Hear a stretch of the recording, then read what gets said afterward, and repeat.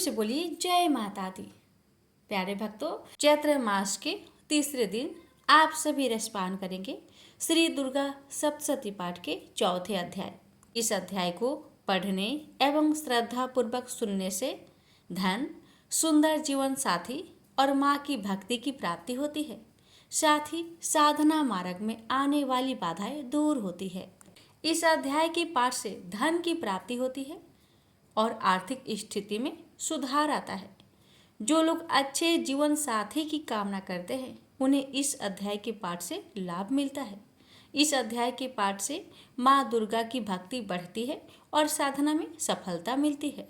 यदि आपके साधना मार्ग में कोई बाधा आ रही है तो इस अध्याय का पाठ करने से वो भी दूर हो जाती है। इस अध्याय के पाठ से भक्ति और शक्ति की प्राप्ति होती है। इतना ही नहीं, इस अध्याय के पाठ से माँ दुर्गा के दर्शन का सौभाग्य भी प्राप्त हो सकता है। तो इस अध्याय के श्रवण से हर इच्छा पूर्ण होती है, जीवन के सभी संकट दूर हो जाते हैं और जीवन में खुशहाली आती है। तो आइए भक्तों, अपने और अपने पूरे परिवार की मंगल कामना को करते हुए आज की इस पावन पाठ का रसपान करते हैं। प्रेम से बोलिए जय माता दी। इस अध्याय में आप रसपान करेंगे इंद्र आदि देवताओं द्वारा देवी की स्तुति। महाऋषि मेधा बोले, देवी ने जब पराक्रमी दुरात्मा महिषासुर को मार गिराया और असुरों की सेना को मार दिया, तब इंद्र आदि समस्त देवता अपने सिर तथा शरीर को झुकाकर भगवती की स्तुति करने लगे। जिस देवी ने अपनी शक्ति से यह जगत व्याप्त किया है और जो संपूर्ण देवताओं और महर्षियों की पूजनीय है, उस अंबिका को हम भक्ति पूर्वक नमस्कार करते हैं। वह हम सबका कल्याण करे। जिस अतुल प्रभाव और बल का वर्णन भगवान विष्णु, शंकर और ब्रह्मा भी नहीं कर सकते, वही देवी संपूर्ण जगत का पालन करने के लिए अशुभ भय का नाश करे। पुण्य आत्माओं के घरों में तुम स्वयं लक्ष्मी रूप में हो और पापियों के घरों में तुम अलक्ष्मी रूप हो। तत्कुल में उत्पन्न होने वालों के लिए लज्जा रूप होकर उनके घरों में निवास करती हो। हम उस दुर्गा भगवती को नमस्कार करते हैं। हे देवी, इस विश्व का पालन करो। हे देवी, हम तुम्हारे अचिंत्य रूप का किस प्रकार वर्णन करें। असुरों का नाश करने वाले भारी पराक्रम तथा समस्त देवताओं और दैत्यों के विषय में जो तुम्हारे पवित्र चरित्र है, उनको हम किस प्रकार वर्णन करें। देवी, त्रिगुणात्मिका होने पर भी तुम संपूर्ण जगत की उत्पत्ति का कारण हो। हे देवी, भगवान विष्णु, शंकर आदि देवता किसी ने तुम्हारा पार न पाया। तुम सबकी आश्रय रूप हो। यह संपूर्ण जगत तुम्हारा ही अंश रूप है, क्योंकि तुम सबकी आदिभूत प्रकृति हो। हे देवी, तुम्हारे जिस नाम के उच्चारण से संपूर्ण यज्ञों में सब देवता तृप्त लाभ करते हैं, वह स्वाहा तुम ही तो हो। इसके अतिरिक्त तुम पितरों की तृप्ति का कारण हो, इसलिए देव आपको स्वाधा कहते हैं। हे देवी, वह विद्या जो मोक्ष को देने वाली है, जो अचिंत्य महाज्ञान स्वरूपा है, तत्वों का सार को बस में करने वाले, संपूर्ण दोषों को दूर करने वाले, मोक्ष की इच्छा वाले मुनिजन जिसका अभ्यास करते हैं, तुम ही हो। तुम वाणी रूप हो और दोष रहित ऋण युज वेदों की तथा उद्गीत और सुंदर पद पाठ वालों की तथा साम वेद की खजाना रूप हो। तुम भगवती हो। इस विश्व की उत्पत्ति एवं पालन के लिए तुम वार्ता के रूप में प्रकट हुई हो और तुम संपूर्ण संसार की पीड़ा हरने वाली हो। हे देवी, जिससे सारे शास्त्रों को जाना जाता है, वह मेधा शक्ति तुम ही हो और दुर्गम भवसागर से पार करने वाली नौका भी तुम ही हो। लक्ष्मी रूप हो। विष्णु भगवान के हृदय में निवास करने वाली और भगवान महादेव द्वारा सम्मानित गौरी देवी तुम ही हो। मंद मुस्कान वाले, निर्मल, पूर्णचंद, बिंब के समान और उत्तम, स्वर्ण की मनोहर कांति से कमनीय तुम्हारा मुख को देखकर भी महिषासुर क्रोध में भर गया। यह बड़े आश्चर्य की बात है। और हे देवी, तुम्हारा यही मुख जब क्रोध से भर गया, उदय काल के चंद्रमा की भांति लाल हो गया और तनी हुई भौहों के कारण विकराल रूप हो गया। उसे देखकर भी महिषासुर के शीघ्र प्राण नहीं निकल गए। यह बड़े आश्चर्य की बात है। आपके कुपित मुख के दर्शन करके भला कौन जीवित रह सकता है। हे देवी, तुम हमारे कल्याण के लिए प्रसन्न हो। आपके प्रसन्न होने से इस जगत का अभ्युदय होगा। और जब आप क्रोध हो जाती है तो कितने ही कुलों का सर्वनाश हो जाता है। यह हमने अभी अभी जाना है, जबकि आपने महिषासुर की बहुत बड़ी सेना को देखते देखते मार दिया।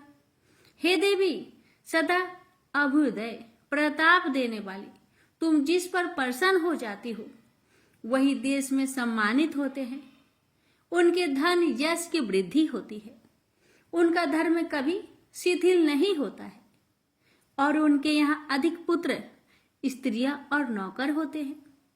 हे देवी, तुम्हारी कृपा से ही धर्मात्मा पुरुष प्रतिदिन श्रद्धा पूर्वक यज्ञ करता है और धर्मानुकूल आचरण करता है और उसके प्रभाव से स्वर्ग लोक में जाता है, क्योंकि तुम तीनों लोकों में मनोवांछित फल देने वाली हो। माँ दुर्गे, तुम स्मरण करने पर संपूर्ण जीवों के भय नष्ट कर देती हो और शिथिल चित बालों के द्वारा चिंतन करने पर उन्हें और अत्यंत मंगल देती हो। हे दरिद्र, दुख व भय हरने वाली देवी, तुम्हारे सिवा दूसरा कौन है। आपका चित्त सदा दूसरों के उपकार में लगा रहता है। हे देवी, तुम शत्रुओं को इसलिए मारती हो कि उनके मारने से दूसरों को सुख मिलता है। वह नरक में जाने के लिए चिरकाल तक पाप करते रहे हो, किंतु तुम्हारे साथ युद्ध करके सीधे स्वर्ग को जाएं। इसलिए ही तुम उनका वध करती हो। हे देवी, क्या तुम दृष्टिपात मात्र से समस्त असुरों को भस्म नहीं कर सकती? बस ही कर सकती हो। तुम्हारा शत्रुओं को शस्त्र के द्वारा मारना इसलिए है कि शत्रु के द्वारा मरकर स्वर्ग लोक में जावे।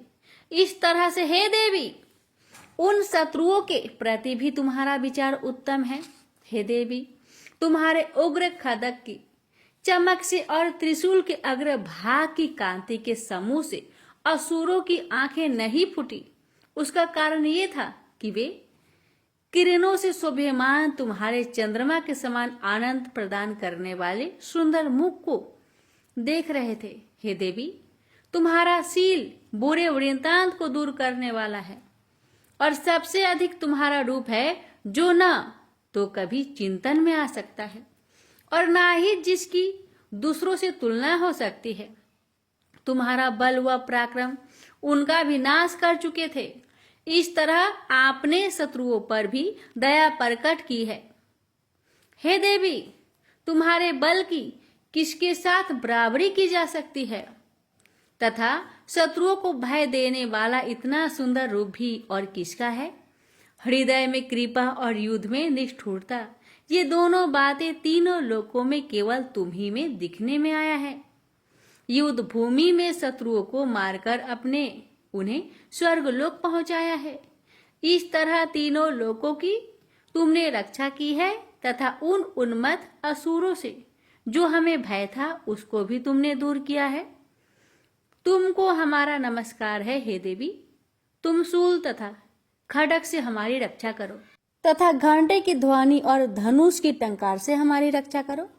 चंडिके, आप अपने शूल को घुमाकर पूर्व, पश्चिम, दक्षिण तथा उत्तर दिशा में हमारी रक्षा करो।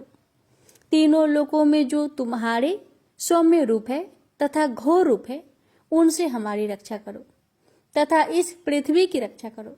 अंबिके, आपके कर पल्लवों में जो खड्ग, शूल और गदा आदि शोभा पा रहे हैं, उन सब से हमारी रक्षा करो। महर्षि बोले कि इस प्रकार जब सब देवताओं ने जगत माता भगवती की स्तुति की और नंद वन के पुष्पों तथा गंध अनुलोपनों द्वारा उनका पूजन किया, और फिर सबने मिलकर जब सुगंधित व दिव्य धूपों द्वारा उनको सुगंध निवेदन की, तब देवी ने प्रसन्न होकर कहा, देवताओं, तुम सब मुझसे मनोवांछित वर मांगो।